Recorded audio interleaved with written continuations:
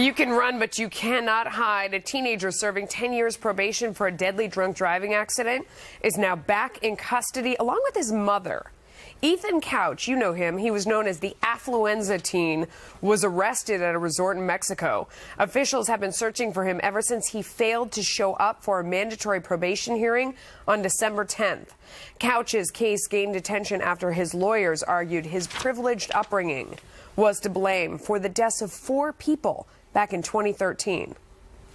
Felt like at the time that the court system did not adequately assess any punishment or adequate punishment at least.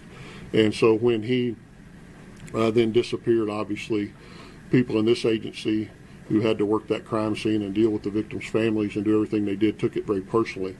So it was a very high priority for us to make sure that we found him and got him back. Yeah, I'd say. Now Couch and his mother, Tanya, seen here, are being extradited back to the U.S. Chief Correspondent Jonathan Hunt is live in Los Angeles with more. Jonathan.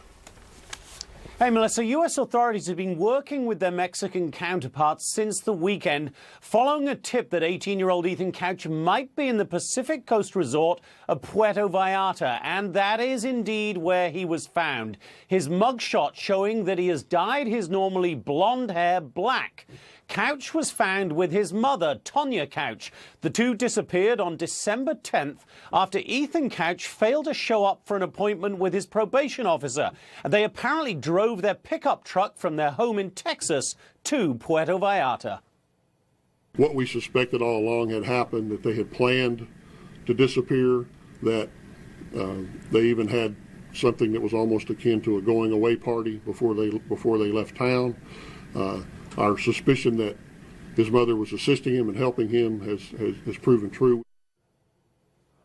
Back in June 2013, Ethan Couch, who was then 16 years old, was driving drunk and speeding outside Fort Worth, Texas, when he hit another car and killed 4 people. At his trial, his wealthy parents brought in a psychologist who testified that because Ethan Couch was spoiled by his family, he therefore did not know right from wrong or understand responsibility. The expert termed the condition Affluenza. It was widely ridiculed, but led to Couch getting probation rather than a prison sentence. Now, the sheriff and other officials made clear in that news conference today, Melissa, that they still believe the original sentence was far too light. The victims, they say, were denied justice. But they also admitted today that even with this probation violation, they cannot change that original sentence. And even if they can now switch the case to the adult court system, the longest Couch could be held for would be 120 days for this probation violation. So essentially, while the authorities are getting him back, this hasn't changed much. 120 days is still the most under Texas law that Couch can face in a Texas jail. Melissa? Wow. That is an incredible story. Thank you so much for that. I mean, bringing it out to the Couch now, that I guess she kind of proved the point, Kat. You know, they were saying the defense was the parents hadn't taught him right from wrong by snatching him and running over the border. I mean, she's proving, the mother, that she doesn't know right from wrong and that she certainly isn't going to teach it to him. No, and nobody's going to be able to teach it to him. This kid, he's never going to have any consequences. Even if he does, I mean, this is a person who justified killing 4 people by his life was too good. Are you kidding? He'll find a way to justify this. He'll find a way to justify anything. The kid's a nightmare. Okay, the bottom line, and there's nothing that's really going to be able to fix it. Even if he got the worst sentence in the world, he would never say it was his fault. And EMAC, I mean, obviously one of the reasons why this case has gotten so much attention is because of, I mean, the outrage over it, but also this idea of the Affluenza defense that we hadn't heard before. G. Dick Miller is the psychologist who said the word at the trial, and he later said that he wished he hadn't used it because the lawyers have criticized what they say is the news media's narrow focus on the term in relation to the case. Once again, it's the media's fault. Really, seriously, you don't not think the parents, not the kid. Really, seriously, you don't think the media is going to do their job and cover the stupid things you say in court? Listen, this accident scene was so horrific, it looked like an airplane crash. By the way, one of his friends was paralyzed for life. Was such a violent crash.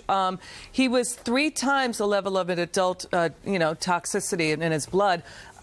I would say he should have gone to jail, in prison rather, the first time. Right. The question now is, if he is not put in prison, or not just other people's lives, but his own life, he could, something bad could happen to Ethan Couch as well. Yeah. And you're right.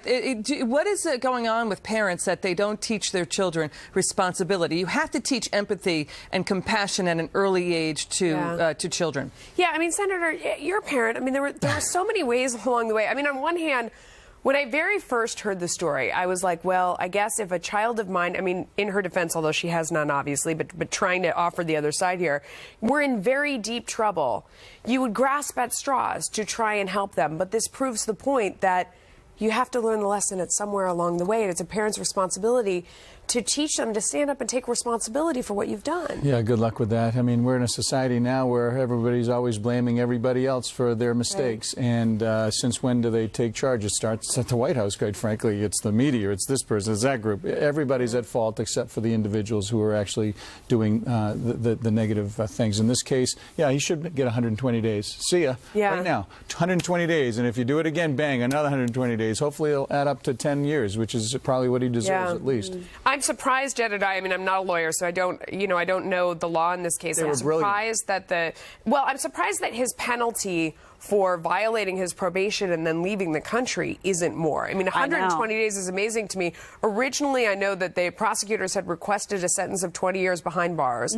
Instead, the juvenile judge decided to put him on probation for 10 years, which outraged the families. He then, I don't know if we explained this part of the story, was seen in a video where he was having a party at home, it seemed. I mean, it looked like he was part of a beer pong. His lawyers argued a drinking that you can't game. tell for sure from the video that that's him in there. Yeah. But obviously he was frightened enough that he and his mother fled over the border, even still now having been caught. Yeah. How could he only serve 120 I don't know. These families should be sick. They really should. I mean, 4 people died. Yeah. There's a sickness. There is a sickness in this country that any psychologist could use the idea that someone had a privileged upbringing to somehow justify that he went out and was irresponsible and killed people. That's a sickness now. There's a sickness that you blame everyone else when something's wrong, that you don't take personal responsibility. And what is going on with this mother? I mean, parents everywhere should look at this and say, by the way, this is insanity. The father helped. She should go to jail. The father helped. The father helped assist the authorities to find them. Of course, perfect family. All right. The holidays disrupted, severe storms, ice, and snow impacting millions of Americans. We're keeping an eye on the storms